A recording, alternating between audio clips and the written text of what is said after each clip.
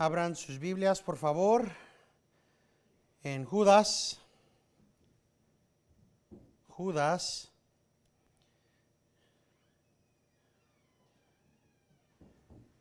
Finalmente, después de varias semanas donde unos estaban enfermos y otros y después todos, ya estamos regresando.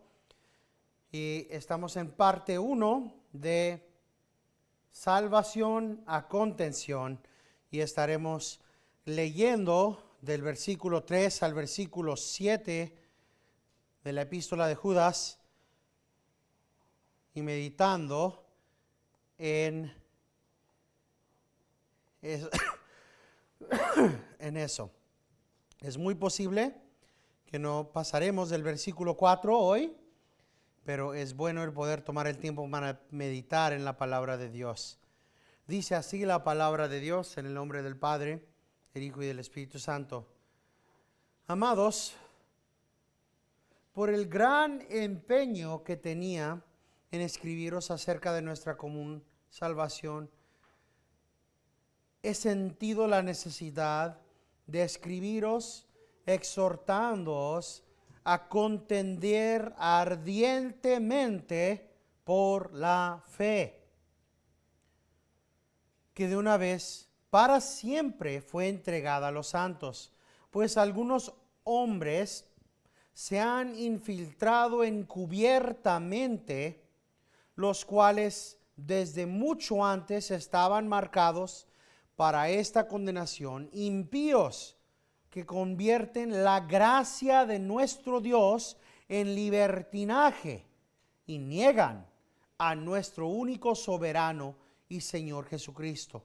Ahora, quiero recordaros, aunque ya definitivamente lo sepáis todo, que el Señor, habiendo salvado al pueblo de la tierra de Egipto, destruyó después a los que no creyeron.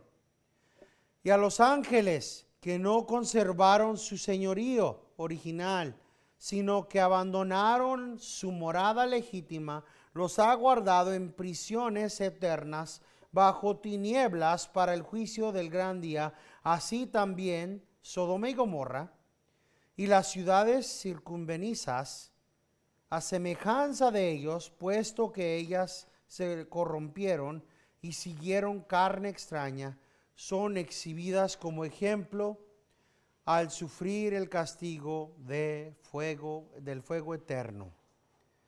Amén. Oremos.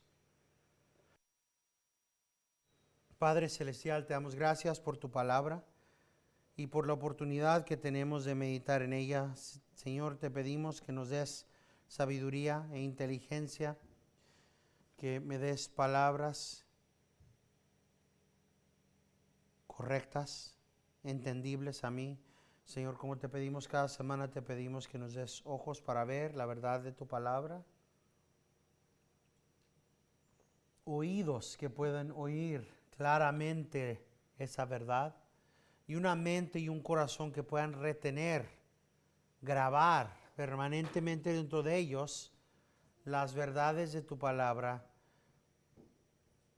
y que a través de tu Espíritu Santo podamos ser no nada más oidores de tu palabra, sino hacedores.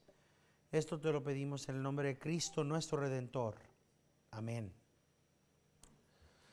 Hemos meditado en quién es el autor. Sabemos que es Judas, el medio hermano de nuestro Señor Jesucristo.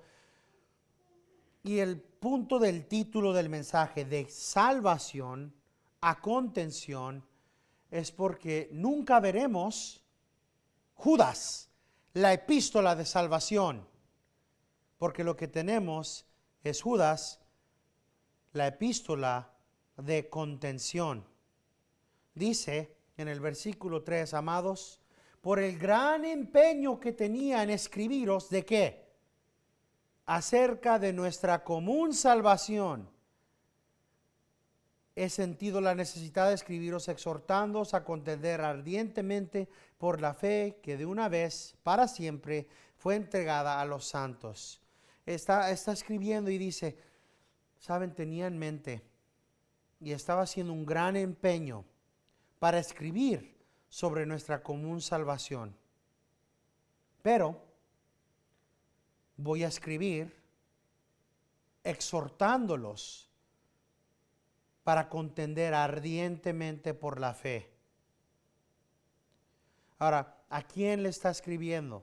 Ya hemos hablado a los amados. Así que no podemos quitar esa realidad de nuestras mentes. Amados en el versículo 3 y después en el versículo 17. Pero vosotros, amados, acordaos de las palabras que antes fueron dichas por los apóstoles de nuestro Señor Jesucristo. Y en el versículo 20, pero vosotros, amados, edificándoos en vuestra santísima fe, orando en el Espíritu Santo. Todo esto es importante. Es una epístola escrita a los amados. Y es bueno que tengamos en mente que esta no está escrita para los paganos, esta no está escrita para los falsos maestros. Esta es una epístola escrita a los amados y está escrita en amor. Amados, queridos. ¿Y por qué tanto énfasis en esta palabra en el versículo 3? Porque es muy común hoy en día el escuchar que la exhortación es mala. Oye, deja de ser tan legalista. Deja de respingar tanto, déjame en paz. Eso no es amor. No estás amando. Pero la palabra de Dios nos demuestra claramente que una exhortación es una acción de amor. Aquellos que están fundados sobre la palabra de Dios entienden la realidad que el exhortar es algo bueno. Es una acción de amor. Porque te amo, te voy a advertir. Y hay tantos ejemplos que no llegan a la profundidad de las Escrituras. ¿Saben cuántas diferentes gasolineras paro para poner diésel en el tráiler? Varias semanalmente. Siempre tengo que parar mínimo una vez al día. Y en cada una de ellas venden cigarros. Y en cada una de esas tiendas hay unos grandes rótulos que dicen: es conocido que los cigarros causan cáncer cerebral, cáncer de la garganta, cáncer del páncreas, cáncer del hígado y cáncer pulmonar. En cada uno de ellos, grandes. ¿Por qué está escrito ahí? Si no para los que van a hacer eso, es una advertencia. Si yo sé que el fumar causa eso, lo más que puedo hacer en amor por alguien es decir: no hagas eso. Si yo sé que la cocaína destruye el cuerpo y el cerebro, la metanfetamina, la acción amorosa más grande mía para alguien que está o tratándolo o a punto de tratarlo es una exhortación: no lo hagas. Hay peligro, hay muerte, hay daño, hay consecuencias que rendirán el resto de tu vida. Hay peligro. No te metas en esa agua, hay cocodrilos. Hay señales de esos en toda la Florida. No nades aquí, hay cocodrilos. O vemos las señales, hay venados que cruzan la calle. Ayudan bastante y aún así la gente está chocándose, ¿verdad? Pero cuando le decimos a alguien, eso no está en la Biblia. Ay, cómo eres legalista, cómo eres feo. Eso no es amor. Cristo es amor. Lo más amante y amable que uno puede hacer es el quebrar el error de la concepción que todo tiene que ser rosa, flores y amabilidad. Lo más amable que podemos hacer es presentar la verdad de las Escrituras. Ahora, por las próximas semanas vamos a estar viendo algo muy duro dentro de la palabra de Dios. Y Judas nos da grandes descripciones y panoramas bíblicos para que cada cristiano esté equipado para contender ardientemente por la fe. ¿Por qué? Porque no es fácil.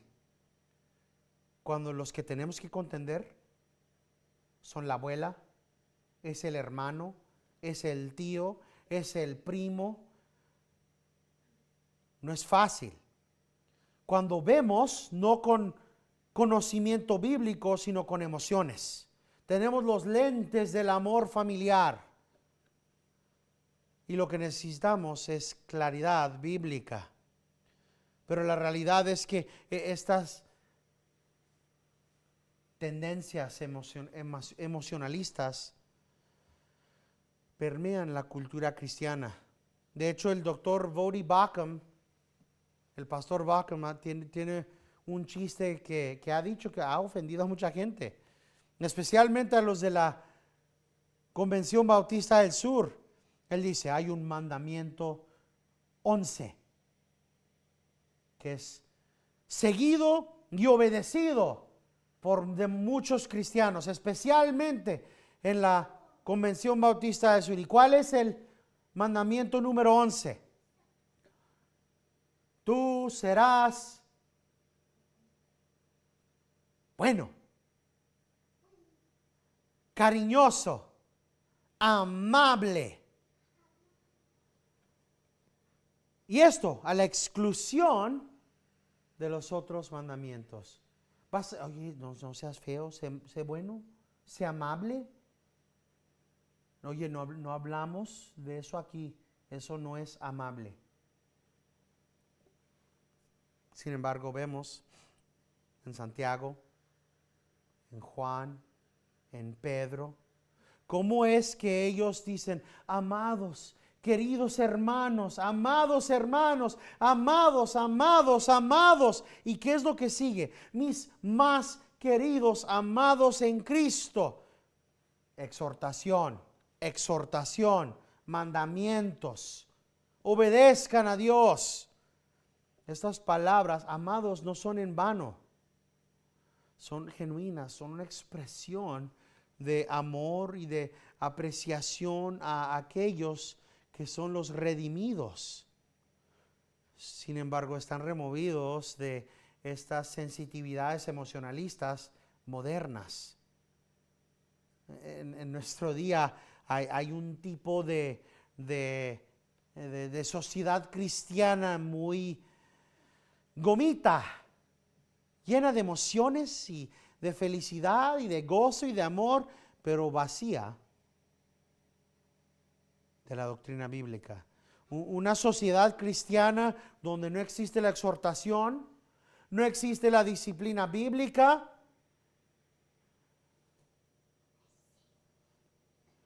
Eso es un cristianismo que no es verdadero.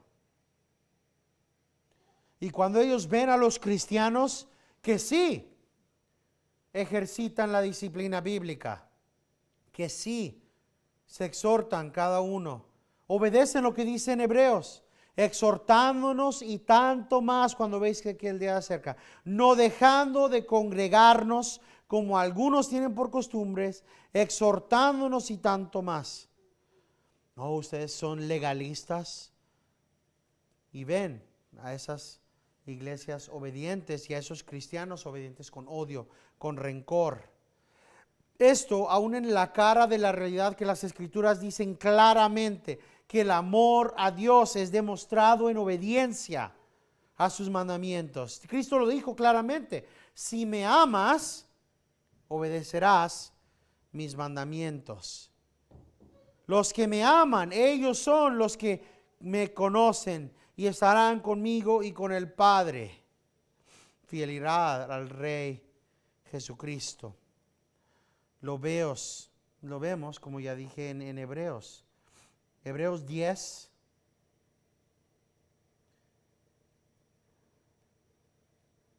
(24 y 25).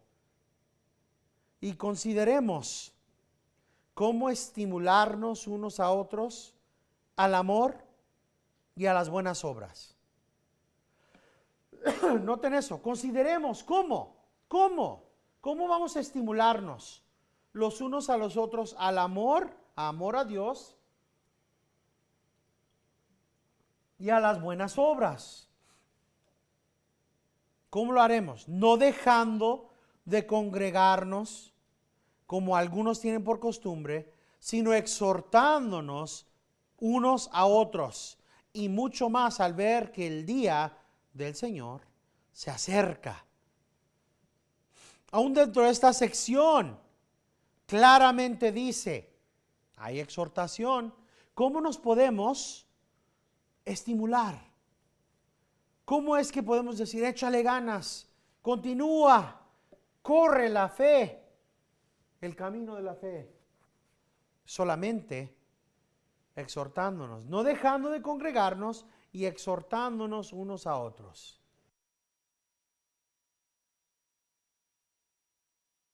Teniendo en mente la realidad que Cristo viene.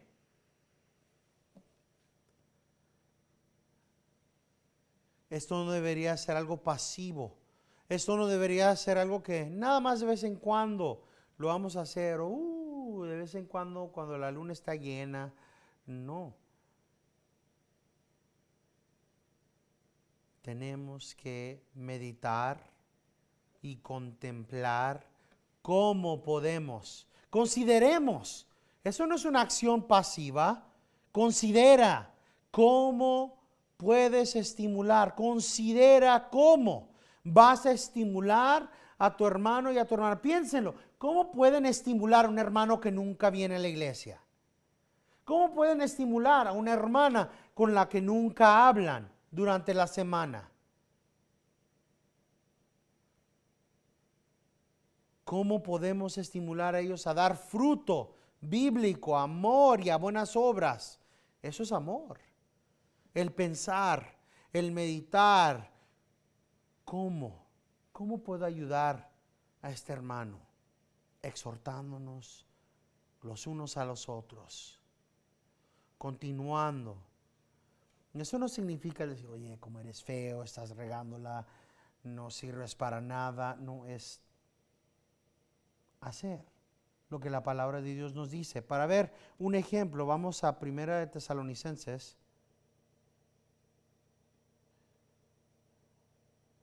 Primera de Tesalonicenses, capítulo 5. Primera de Tesalonicenses, capítulo 5, del versículo 11 al versículo 18.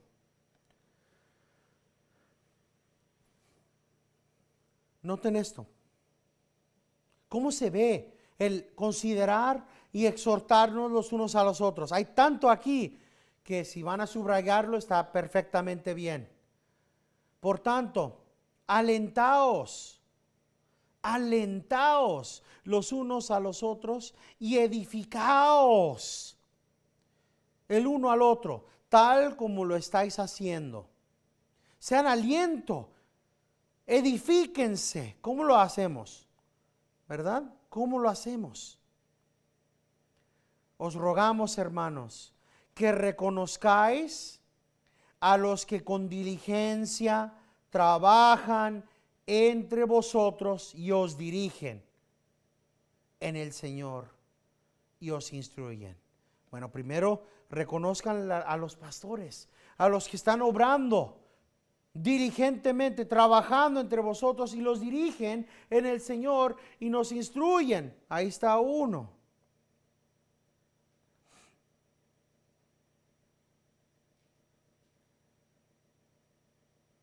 Y que los tengáis en muy alta estima, con amor por causa de su trabajo.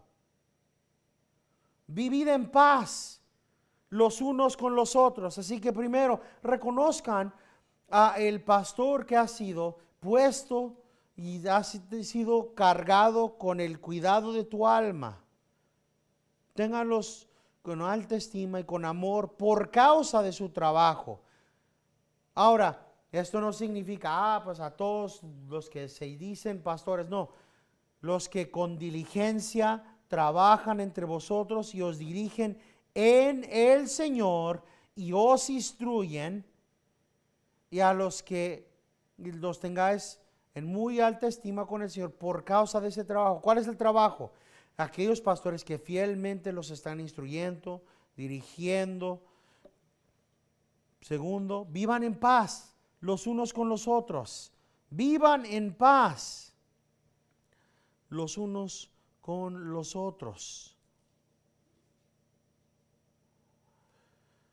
Y os exhortamos, esa palabra terrible. Os exhortamos, hermanos, ¿a qué? A que amonestéis a los indisciplinados.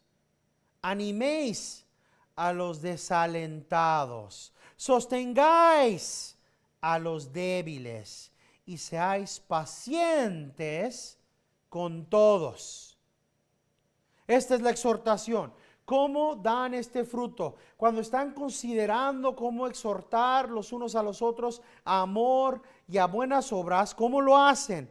Amonesten a los indisciplinados. Ven a este hermano que nunca quiere venir a la iglesia. Ven a este hermano que todavía sigue con sus majaderías. No tienen disciplina para orar. No tienen disciplina para continuamente venir a la iglesia. Ok, amonéstenlos. Pero ese no es el único tipo de persona. Hay todo tipo de hermanos y hermanas. Hay algunos que son débiles. Algunos que están tristes, desalentados. Así que, ¿qué hacemos eso? Anímenlos. Cristo viene, mi hermano. Cristo viene, mi hermana. Cristo es nuestra fortaleza. Sé que ahorita está difícil. ¿Saben qué? Recibimos la petición de nuestros hermanos Helsma. Si se acuerdan de ellos, ¿verdad? De Devin, que una vez más tiene cáncer. Pues él está teniendo problemas yendo a la quimioterapia y con la quimioterapia. Y ahora, aparte de eso, la mamá tiene una masa en su hígado. Y todo esto a meses después de que el papá se suicidó. Animen a los desalentados. ¿Qué van a decir? ¿Qué pueden decir? ¿Cómo se han de sentir? Una cosa tras otra, cosa tras otra. Parece que todo se está desmoronando. Consideren, es el cargo en Hebreos, ¿verdad? Consideren cómo. Pues este hermano no necesita. Vaya a la iglesia, vaya. Mi hermana, mi hermano. Aquí estamos.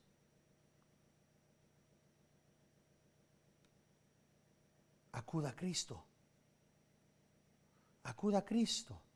Y sabe que aquí estamos todos aquí esperándolos en la iglesia.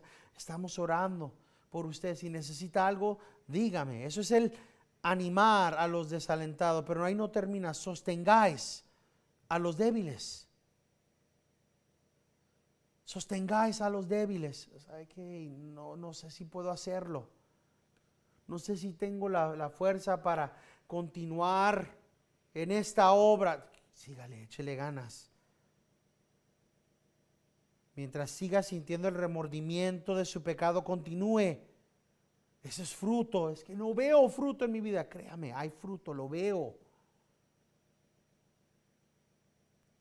Seáis pacientes con todos. Hay paciencia que es requerida. El amonestar a los indisciplinados requiere paciencia. Oiga, mi hermano, es la quinta vez que le digo que deje con la majadería. Oiga, mi hermano, hace tanto tiempo que no viene a la iglesia. Esta es mi quinta vez que le tengo que decir que regrese. Paciencia, paciencia, continuamos. Mirad que ninguno devuelva a otro mal por mal. No, es que no entiende, hermano. La otra vez ni me dijeron hola en Walmart. Ni hola me dicen cuando me ven en la calle. No voy a hablar con tal persona. Oiga, mi hermano, así no nos dirigimos los unos con los otros. Así se ve. No devuelva mal por mal. No le dijeron, usted dígale, si lo ve, grite, hermano, Hola. Está bien. No miren que ninguno devuelva a otro mal por mal, sino que procurad lo bueno los unos a los otros y para con todos. Mire, hermano, hermana, así no se responde. Usted tiene la oportunidad de darles bien. ¿Lo ignoraron? No lo ignore usted. Continuamos. Estad siempre gozosos. Uy, hermano, ¿qué tan duro es esa? Estad siempre gozosos. Orad sin cesar. Uy, ya me perdió. Así es como damos ese fruto. Así se ve. Orad sin cesar. Dad gracias en todo. ¿Por qué? Porque esta es la voluntad de Dios para vosotros en Cristo Jesús. Como pueden ver, este es como nos exhortamos los unos a los otros. Así lo hacemos, orando siempre. Señor, ayúdame. Eso de la paciencia me está faltando ahora. Ayúdame, porque yo soy el maduro en esta situación. Y honestamente, Señor, comparado a la madurez de esta otra persona o de esta otra persona, pero a mí me está tocando el ser el que está amonestando a este indisciplinado. A mí me está tocando el animar a este hermano o esta hermana desalentado. Vinieron a mí, no al pastor Gabriel, no al pastor Aaron. Vinieron a mí, Señor, ayúdame. Orad sin cesar. Dad gracias en todo. Hay que darle gracias, hermano, hermana. Piensa en nuestros hermanos en Palestina. Piensa en nuestros hermanos en Israel, que ahorita perdieron sus casas. Entiendo que su situación está muy dura. No estoy haciendo de menos su situación, pero tiene casa ahorita. Tiene comida ahorita. Piensa en aquellos hermanos en Cristo que ahorita no lo tienen. Que tiene una hija rebelde y que no quiere escucharlo. La tiene. Ahorita se acaban de robar a tantas jovencitas y a tantas mujeres para hacer con ellas todo tipo de maldad. Gloria a Dios que tiene a su hija, rebelde como sea, pero la tiene y tiene la oportunidad de testificarle, de exhortarla en amor. Requiere sumisión a los pastores que Dios les ha dado, que Dios ha dado para trabajar diligentemente entre vosotros. Aún dentro de este pasaje vemos amonestar, exhortar. Hay tantas palabras aquí. Sin embargo, todo esto es que una obra de amor.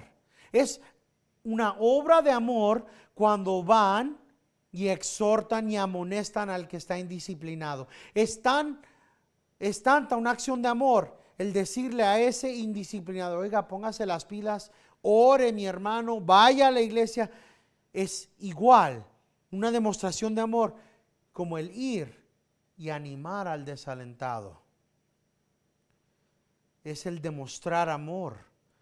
Sin embargo, siguiendo el mandamiento número 11 de los evangélicos modernos, oye, no le diga nada, está teniendo su tiempo difícil. Lo más amoroso que puede hacer es dejarlos en paz.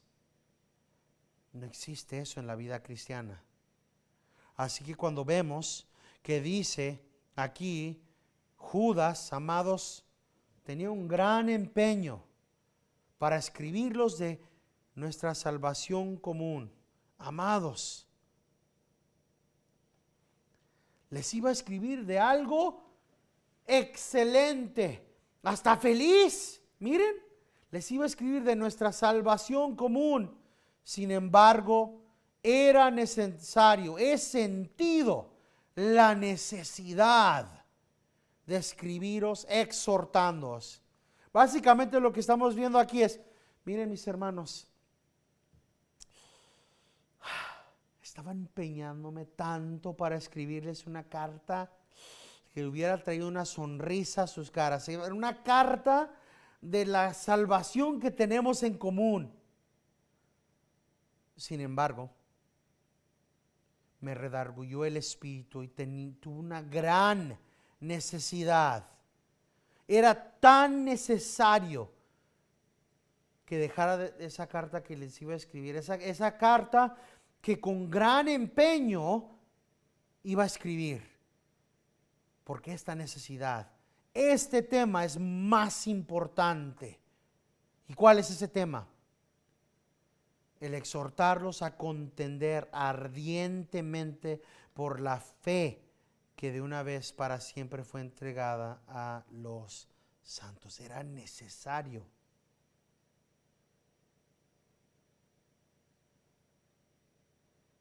La necesidad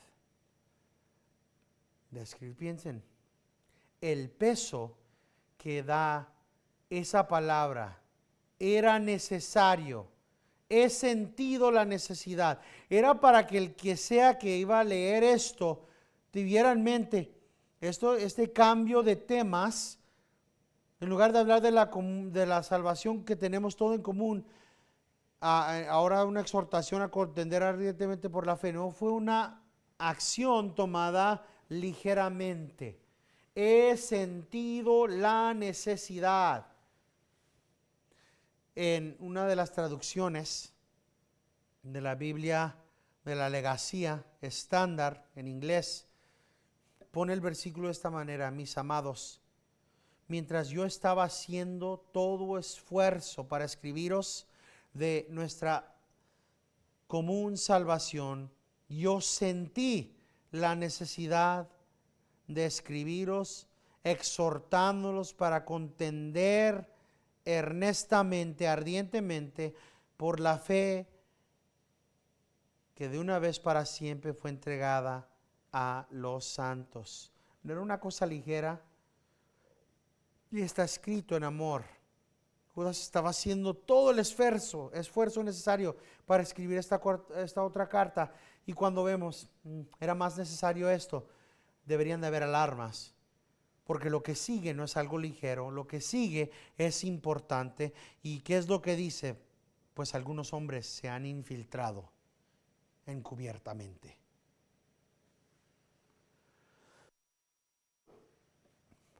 Se han infiltrado encubiertamente, los cuales desde mucho antes estaban marcados para esta condenación, impíos. Para que no haya duda, los que han infiltrado son impíos. Estos impíos que convierten la gracia de Dios, la gracia de nuestro Dios, amados, en libertinaje.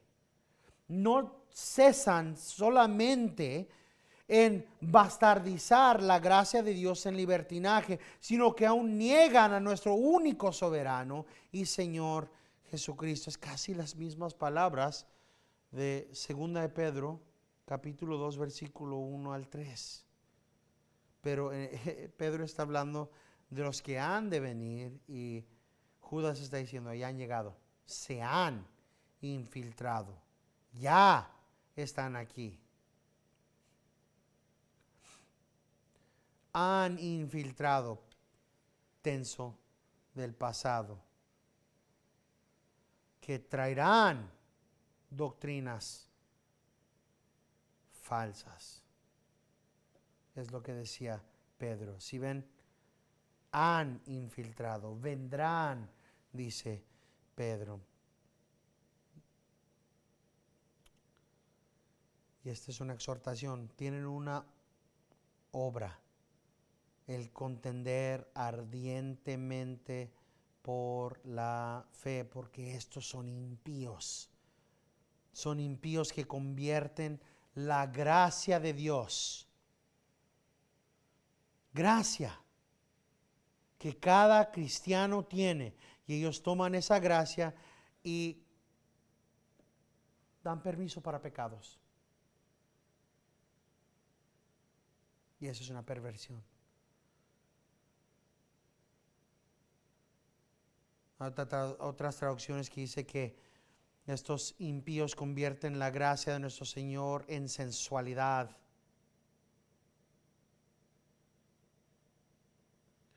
Dice Martín Lutero, por esta causa yo les recuerdo que deberían de habitar en la fe que han escuchado, porque aún ahora hay unos que se desvían. Aún ahora han aquellos predicadores que elevan sus propias doctrinas al lado de la fe, por la cual hay unos que gentilmente y sin sospecharlo se han desviado del camino verdadero. Así es como venimos a entender que la verdad es que ninguno es justo, ninguno es justificado por sus propias obras, pero solo por las obras de Cristo.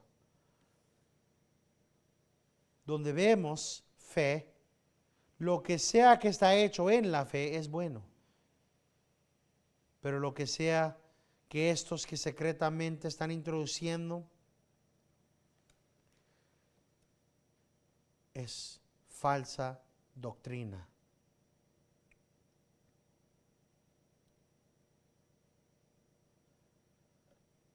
Han infiltrado. Son aquellos que están convirtiendo la gracia de Dios. ¿Y cómo se ve eso? ¿Cómo se ve en la vida real? Porque veremos, como ya hemos leído en 2 de Pedro, que hacen estas cosas aún en la cena de Dios. La cosa es que nosotros no tenemos la cena del Señor en el mismo contexto como lo tenían en el tiempo de Judas. En ese tiempo, cuando se iba a tener la cena del Señor, había toda una comida. Era como un convivio como los que tenemos nosotros. Y ese tiempo era el tiempo para hacer lo que acabamos de leer, el exhortar los unos a los otros. Es un tiempo de vulnerabilidad, donde están vulnerables algunos. Oiga, hermano, estaba teniendo dificultad con esto. Oiga, hermana, usted lleva 25 años casado con su esposo. ¿Cómo la hace cuando tiene problemas con esto? En ese momento, cuando se supone que tiene que haber consejo bíblico, estos están ahí, listos a bastardizar la palabra de Dios, a convertir la gracia de Dios en libertinaje. Y eso es parte del punto que va a ir estresando Judas. La realidad que están convirtiendo la gracia de Dios en libertinaje. No te preocupes, eres santo, Dios te redimió. No tienes que esforzarte tanto, no te destruyas en el seguir una perfección. Y es por eso que vemos estos ejemplos panorámicos. ¿Qué es lo que nos da? Nos da 3 ejemplos panorámicos, los cuales estaremos estudiando la próxima semana, pero que empezaremos un poquito hoy, para que veamos, para que entendamos con quién estamos hablando. Dice, empezando en el versículo 6, dice, 5. Ahora, quiero recordaros, aunque ya definitivamente lo sepáis, que el Señor, habiendo salvado al pueblo de la tierra de Egipto, destruyó a los que no creyeron. Este es ejemplo número 1. A la gente redimida que salieron de Egipto, redimidos por el poder y los milagros de Dios, que Dios mató en el desierto. Segundo, los ángeles que no conservaron su señoría original. Y tercero, a Sodoma, Gomorra y las ciudades circunvenizas. Estos 3 ejemplos nos da Judas para que veamos las características reales de los apóstatas, de los que se rebelan contra Dios, de los que propagan doctrinas falsas. Porque siempre ha habido, habrán y continuarán de haber aquellos que convierten la gracia de Dios en libertinaje, aquellos que se han metido encubiertamente. ¿Y eso qué significa? Que no se pueden ver fácilmente. Hablaba esta mañana de si podemos ver como un ejemplo, a la hermana anciana que ha estado en la iglesia por 55 años, pero que en realidad no tiene ninguna solidez bíblica y que a cada rato da consejo que convierte la gracia de Dios en libertinaje. Pero ha estado en la iglesia tanto tiempo que la respuesta es, pero ella ha estado aquí por 55 años y usted nada más 5 o 6 años. No importa, porque lo único que importa es la verdad de Dios. Y si esta hermana o este hermano, por muy amados que sean, están bastardizando, convirtiendo la gracia de Dios en libertinaje o negando a nuestro único soberano y Señor Jesucristo, es pecado. Son igual a aquellos que estuvieron en la tierra de Egipto y estuvieron renegando,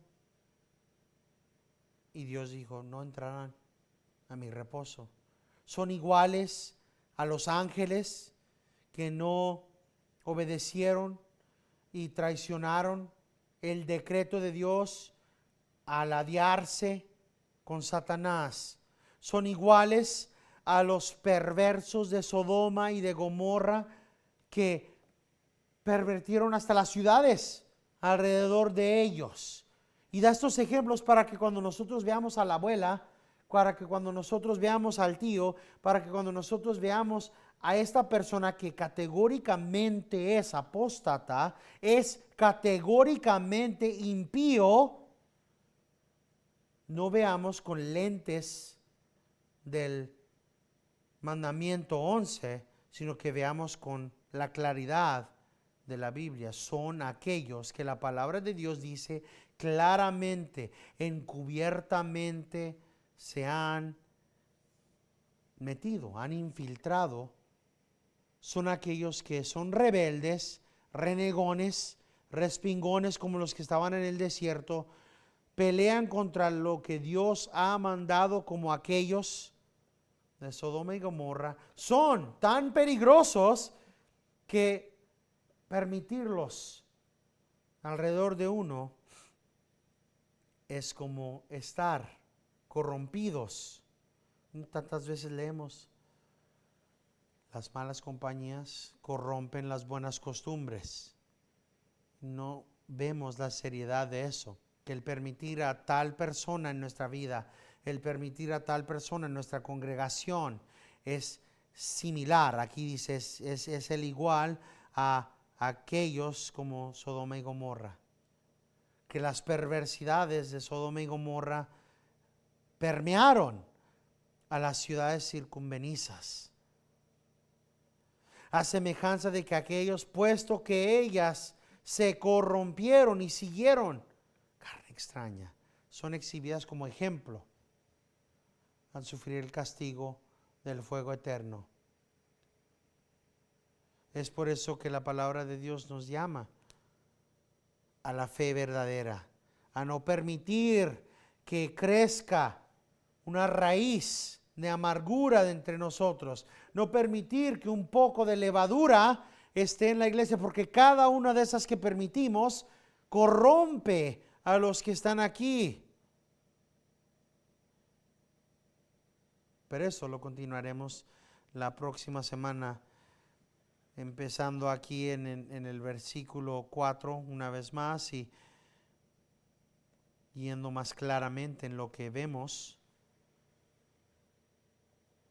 Cerramos una vez más con las palabras: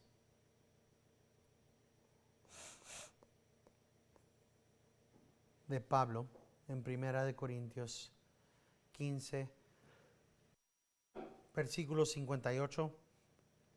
Por tanto, mis amados hermanos, estad firmes, constantes, abundando siempre en la obra del Señor, sabiendo que vuestro trabajo en el Señor no es en vano. Y cada bendecido de Dios dice, amén.